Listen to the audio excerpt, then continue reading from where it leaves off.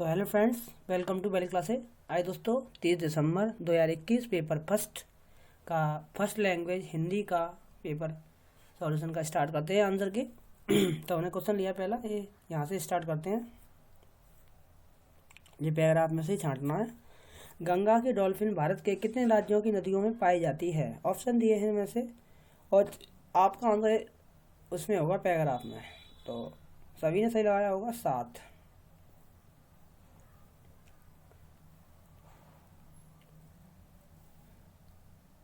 मादा डॉल्फिन अपने बच्चों के साथ बिछड़ करती हुई दिख जाती है। मैं रेखांकित शब्द के स्थान पर कौन सा शब्द प्रयोग कर सकते हैं? ऑप्शन दिए इन चारों में से कौन सा सही है? दूसरे बार तो आपका आंसर है घूमते। ठीक है, बिछड़ करती है मतलब घूमती हुई करती दिख रही जाती है।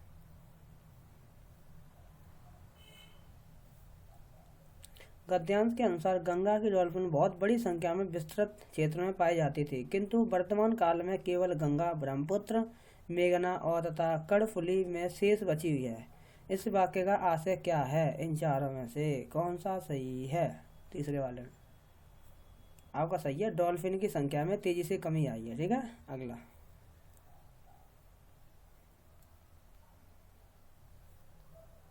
गद्यांश के अनुसार गंगा की डॉल्फिन भारतीय उपमहाद्वीप के किस देश में नदी में नहीं पाई जाती है? ऑप्शन दिए इन चारों में से कौन सा सही है?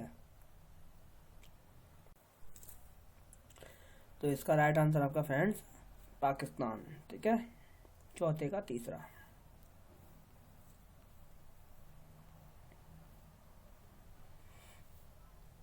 इनमें से कौन सा विशेषण विशेष का उदाहरण नहीं है? ऑप्शन इनमें से दिए हैं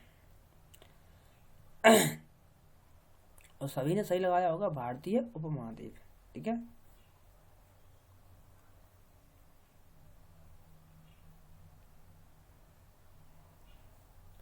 अगला गंगा की डॉल्फिन कैसे पानी में पाई जाती है? ऑप्शन दिए हैं चार में से कैसे पानी में पाई जाती है गंगा डॉल्फिन? तो इसका राइट आंसर आपका केवल ताजे पानी में पाई जाती है। ठीक है, बहुत ही अच्छी होती है मगर खाती किसी को नहीं है। अगला गद्यांश के अनुसार डॉल्फिन के झुंड में सदस्यों की संख्या कितनी होती है? इन चारों में से कौन से सही है? 3 से अधिक नहीं होती हैं। ठीक है, अगला गद्यांश के अनुसार देखा जाए तो निम्न में कौन सा कथन सत्य है? इन चारों में से ए बी पहले दूसरे तीसरे चौथे में था। ठीक है, तो इसका आंसर आपने सभी ने लगाया होगा, डॉल्फिन एक अत्यंत प्राचीन जलीय प्राणी है। यही सत्य, एक सत्य है। ठीक है, गंगा की डॉल्फिन की खोज किस सन में हुई है? ऑप्शन दिए इन चारों में कौन सा सही है? 1801। ठीक है, अगला कवि के अनुसार सर्वाधिक महत्वपूर्ण है। ऑप्शन दिए चारों में कौन सा सही है? समय। ठीक है, अगला समय में प्रत्यय जोड़ने पर शब्द बनेगा। ऑप्शन दिए हैं चार में कौन सा सही होगा? सामयिक। झूठ कहाँ कहाँ फैला हुआ है? ऑप्शन दिए हैं चारों में से, झूठ कहाँ कहाँ फैला हुआ है? गीतो आनंद में। अगला कल्पना तिथि से तात्पर्य है। ऑप्शन दिए हैं चारों, तो इसका राइट आंसर आपका चौथा वाला, कल्पना से परे। अगला किस शब्द में उपसर्ग का प्रयोग हुआ है? ऑप्शन दिए हैं चारों, तो हमारे हिसाब से मैंने देखो करेक्ट आंसर निकाला है हमने, तो ये निकाला है 14 का तीसरा। अगला 15 कविता के अनुसार सत्य और ज्ञान से खाली गए वो। ऑप्शन दिए हैं ABC 1 2 3 4। तो आपने कविता के अनुसार सत्य और ज्ञान से आपने राइट आंसर लगाया होगा 15 का। आपने ये वाला समय और भविष्य का बोध होता है।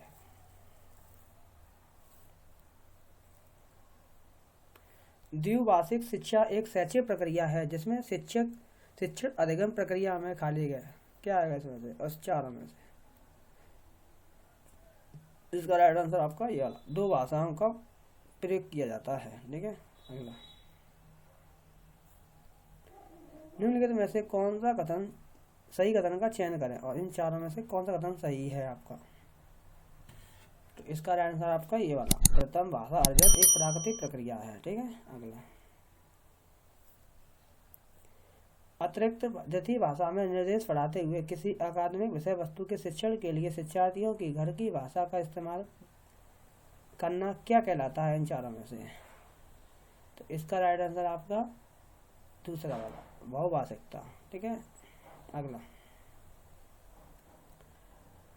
स्किनर की यह राय है कि बच्चे अक्सर भाषा अर्जन प्रक्रिया में खाली गए। ऑप्शन दिए इन चारों में से, तो इसका राइट आंसर आपका 19 का तीसरा वाला, बहस को नकल करते हैं। ठीक है, अगला,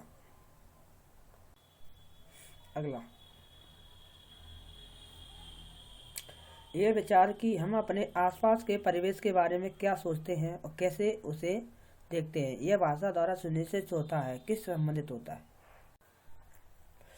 और फ्रेंड्स ऑप्शन दिए हैं चारों में से कौन सा सही होगा? तो इसका राइट आंसर आपका भाषा समाजीकरण, ऑप्शन तीसरा। अगला, पियाजे के अनुसार पहले से उपस्थित किसी विचार में किसी जानकारी को समाकलित करने के लिए किसी के परिवेश को बदलने की प्रक्रिया क्या कहलाती है इन चारों में से? तो इसका राइट आंसर आपका पहला वाला, समायोजन। ठीक है, अगला, वे शैक्षिक प्रक्रिया हैं जिनमें शिक्षार्थी अपने विद्यालय शिक्षा अपनी मातृभाषा में आरंभ करते हैं, फिर विद्यालय में अतिरिक्त भाषाओं से जुड़ते जाते हैं, कहलाती हैं। ऑप्शन चारों में से कौन सा सही होगा? बहुभाषिक शिक्षा। अगला, भाषा में ध्वनि की सबसे छोटी सार्थक इकाई कौन सी है? ऑप्शन दी है चारों में से। तो ये तो नॉर्मल क्वेश्चन है, सभी एग्जाम पूछा जाता है और वास्तव में देखा जाए तो सभी ने सही लगाया होगा मेरे ख्याल से, सभी ने। अगला, पशु एवं मानवीय संप्रेषण के मध्य महत्वपूर्ण अंतर कौन सा है इन चारों में से? तो इसका राइट आंसर आपका ये वाला, मानव भावनाएं संप्रेषित कर सकते हैं। अगला, स्किनर के सिद्धांत के अनुसार बच्चे कब सर्वाधिक रूप से भाषा अर्जित करते हैं इन चारों में से?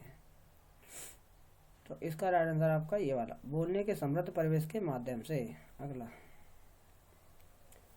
निम्नलिखित में से कौन सा पद बायोस्की के सामाजिक सांस्कृतिक सिद्धांत से संबंधित है इन चारों में से?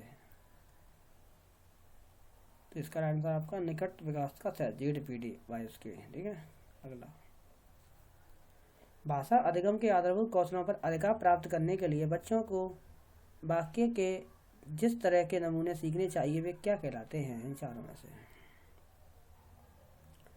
अब लगाया होगा आत्मसातीकरण। ठीक है, ऑप्शन दूसरा। पियाजे द्वारा यह सुझाव दिया गया कि बच्चे खाली गए के माध्यम से भाषा सीखते हैं, इन चारों में से कौन सा सही होगा? आपका आंसर होगा आत्मसातीकरण समायोजन, दूसरा देखो बेटर आंसर इसका। अगला, द्विभाषी शिक्षण अधिगम प्रक्रिया में शिक्षार्थी के घर की भाषा के साथ साथ और इसका प्रयोग किया जाता है। ऑप्शन दिए हैं चारों में से कौन सा सही होगा? द्वितीय भाषा में अतिरिक्त निर्देश दिए जाते हैं। ठीक है, अगला, रोहित 7 माह का शिशु है, उसने ऐसी ध्वनियाँ बोलना शुरू कर दिया कि जिसमें व्यंजन व स्तर स्वर दोनों है, वह निम्न में किसमें संप्रेषण कर रहा है? ऑप्शन दिए हैं चारों, तो इसमें आपका राइट आंसर है बबुलाना। ठीक है दोस्तों, अगर यहाँ से खत्म होता है आपका पेपर, संसार अगला पार्ट में ले देंगे। दोस्तों हमारे चैनल आप नए हैं, चैनल को लाइक शेयर सब्सक्राइब जरूर करें। बहुत बहुत धन्यवाद सभी का।